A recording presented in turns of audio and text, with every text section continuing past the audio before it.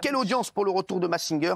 Le lancement a été difficile pour Masked Singer samedi soir, puisqu'ils ont perdu presque 2 millions de téléspectateurs par rapport au lancement de l'an dernier, alors que le total samedi, sachez qu'il y a eu plus 7% de téléspectateurs par rapport à un samedi normal à cause du couvre-feu, donc il y avait 7% et plus 23% de 25-49 sur l'ensemble du total télé. Ça n'a pas profité à Masked Singer, 4,8 millions de téléspectateurs. Ils avaient fait 6,6 millions lors du lancement de la saison 1 et ils avaient fait 32,5% et là ils ont fait 24,3%. Alors ça reste des scores honorables, mais c'est vrai que c'est compliqué et c'est vrai que c'est une émission, je vous le dis, à l'étranger. La première saison avait cartonné et plus ça va, plus les saisons baissent. C'est pas seulement sur la France, sachez-le. Dans tous les pays où cette émission a été vendue, c'est de pire en pire les audiences. Et on comprend parce que c'est vrai que la première fois, c'est génial. La deuxième fois, c'est toujours un peu génial. Et la troisième fois, ça va commencer à nous péter les noisettes. Alors, il y a une question que beaucoup de monde s'est posée. C'est pourquoi le public ne portait pas de masque. Beaucoup d'internautes se sont posé la question et ont été un peu choqués en voyant les images, surtout que l'émission a été tournée en juillet, donc en période de Covid. Alors, on a les images et je vais vous répondre après. Regarde. Il y avait 2 places.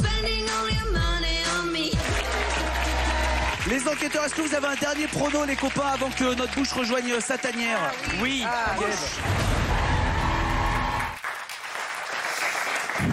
Alors, je vais vous dire, le tournage a eu lieu au mois de juillet, 2 jours par semaine, et le décret sur les masques obligatoires a eu en lieu clos, a été publié le 18 juillet au journal officiel. Ils ont donc bien respecté les règles, sachez-le, la production et TF1 ont bien respecté les règles au niveau des masques, il n'y a aucun problème, puisque le public sera masqué lors des prochains épisodes, vous nous confirmez? Oui, exactement. Voilà, donc tout a été bien respecté, je vous le dis, voilà, tout va bien. Le casting a-t-il été démasqué? Certains noms circulent déjà sur Twitter.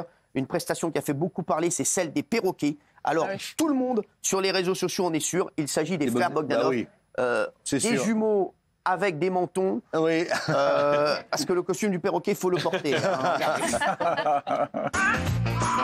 Bonjour à tous.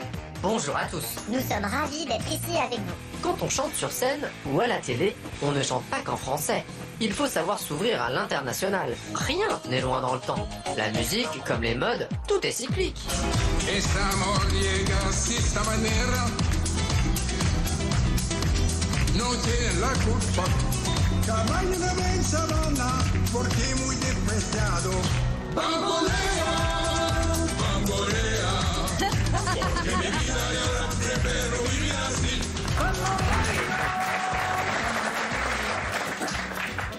Alors c'est vrai, je ne sais pas si que ça peut être à part les Bogdanov, mais en tout cas, on les embrasse si les Bogdanov sont dans les perroquets. C'est bizarre parce qu'ils disent qu'ils chantent.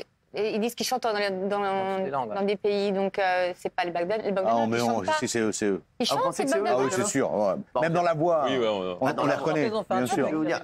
Ils ont fait un tube avec moi, ils ont déjà chanté avec moi, les Bogdanov. Ah, d'accord. Bogdanov. Non, mais c'est vrai, je vous jure que c'est vrai. Alors, Frédéric, justement, vous étiez dans Masked Singer, vous étiez caché sous le costume de la bouche. On va revoir votre prestation et votre élimination. Vous avez chanté sur Fuck You de Lily Allen. Après, les téléspectateurs attendent bien sûr ce que vous pensez de Masked Singer autour de la table. Regardez la prestation de Frédé. Voilà, pour une fois, on aura bel et bien raison de dire que j'ai une trop grande bouche.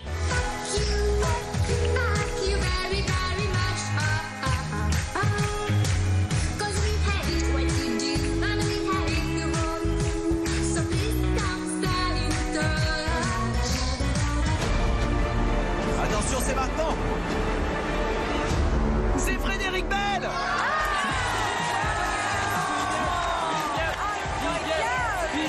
Oh, génial. Actrice incroyable.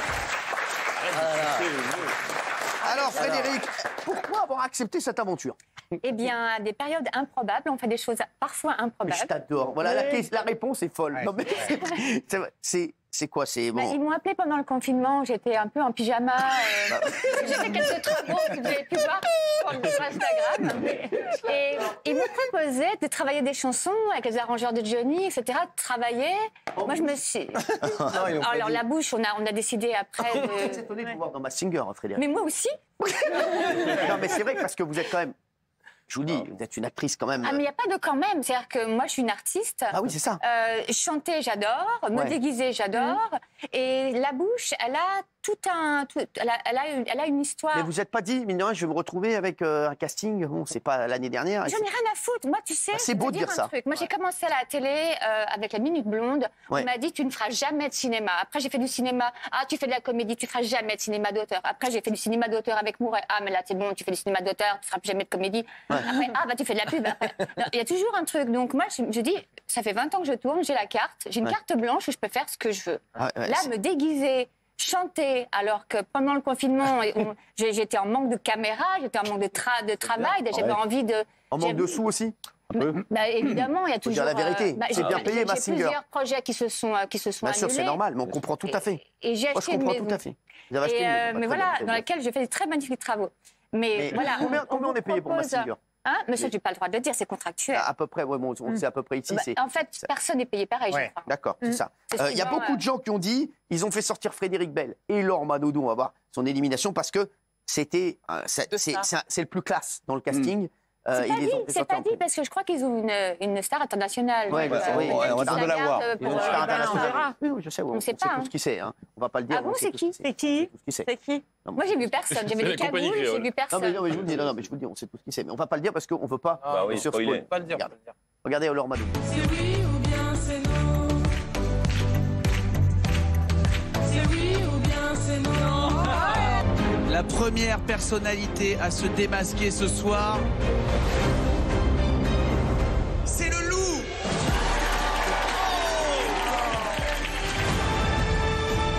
Aïe, aïe, aïe. Premier démasquage.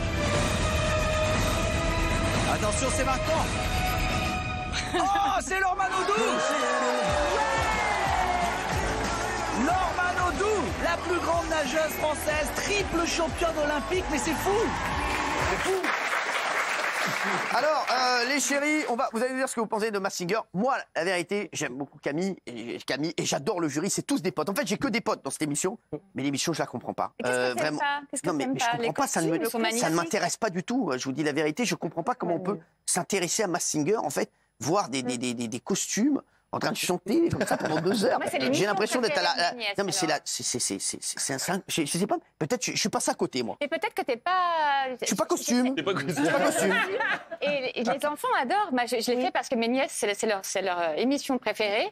Et j'étais hyper contente de voir leur tata danser. Mais j'étais en bouche. Et puis, quand t'es dedans, c'est intéressant, c'est rigolo. Il fait chaud quand t'es dedans, il fait chaud. Il fait chaud. Oui, Jean-Michel Maire. Moi, je pèse mes mots, mais honnêtement, je préférais avoir le verre solitaire que de regarder toute la saison de Mask Singer. Laissez-le. Bah oui, souhaite, honnêtement. Mais quel est l'intérêt? Et je dis pas ça pour Frédéric, parce que je pense qu'elle l'a fait pour l'argent, elle a bien raison, j'aurais fait pareil. Non, c'est pas fait pour l'argent. Non, mais si vous l'avez fait, pas que. Ça vous enorgueille. Mais c'est pas grave. Quel est l'intérêt de regarder des gens qui ne chantent pas, des gens qu'on ne reconnaît pas, qui ne chantent pas en direct, parce que c'est enregistré avant, dont on ne reconnaît pas la voix, et tout ça par des indices, et en fait, à la fin, les gens, ils se lèvent pour applaudir un poulpe. Oh, bravo, un poulpe. C'est quoi ce truc? C'est incroyable. Mais c'est quoi ce truc? Cette émission est incroyable. Alors, est-ce que vous vous rappelez quel était le problème lors de l'émission de la première saison? Bah oui. Alors, tout le monde charriait l'émission parce que les enquêteurs proposaient des stars de ouf. Michel Obama. Voilà, des stars de ouf, Michel Obama. Voilà. Et au final, on avait Jean-Christophe Pouchard. Cette saison, je crois qu'ils ont compris, ils ont revu leur proposition à la baisse. Regardez, ça c'est très très... C'est dur. Je pense peut-être à Nicolas Sarkozy parce que voilà, il est avec sa femme, il a côtoyé des gens, on n'en sait pas. Moi, c'est vraiment ça. Franck Dubosc. Moi, je pense très fort à Marc Lavoine, Pascal Omar Sy, Michel Hazanavicius. Je pense à Guillaume Canet. Moi, je suis né en 77, donc je pense à Bernard Minet.